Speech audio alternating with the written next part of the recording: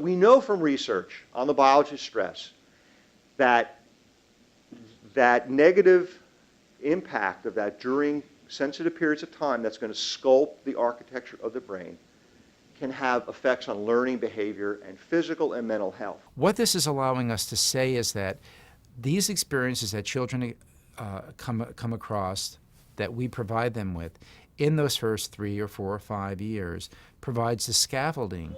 Doesn't guarantee a perfect life later on, but it, in a sense, is an insurance policy.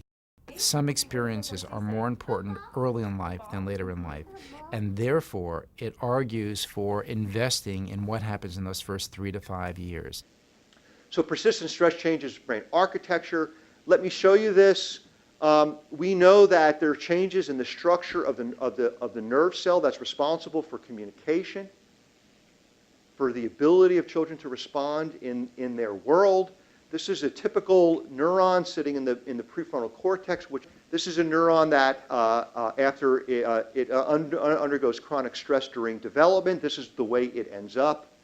So toxic stress results in architectural changes of fewer connections. It's not only are they at risk for drug and alcohol dependence, but other aspects of their biology. They're at risk for depression. Maybe nobody's surprised by that. They're at risk for cardiovascular disease earlier. It's not as though the die is cast and the door slams shut, but it will say to us, if you want to get this kid back on a typical developmental trajectory, if you wait too late, it's going to be like pushing open a 1,000-pound door instead of just having it swing open very gently, which you can do with the right early experiences. The second is, as we understand how experience affects the brain, we're in a better position to do 2 things: to identify as early in life as possible kids who are at risk for falling off a typical developmental trajectory.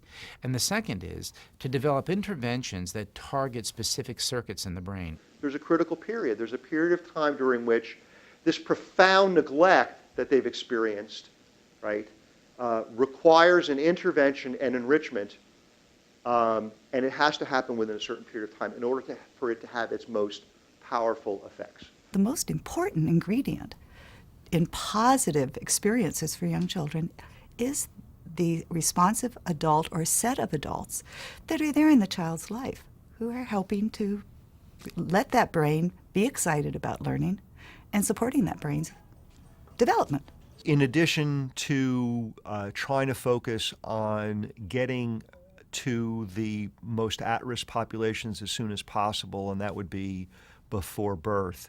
If I had to just focus on dealing with the situations after birth where you have an infant or you have a toddler, that developing daycare systems where we rank them in terms of their quality, where we provide the resources to encourage them to hire the very best staff. You can't do it on the cheap. That if we start with those systems and generate systems of excellence early and apply those to the most at-risk individuals, that's where we're going to get the biggest bang for the buck. And that if we then continue to be mindful of how experience writes on the brain, then we're much more likely to have children who wind up being successful, happy, productive citizens of society.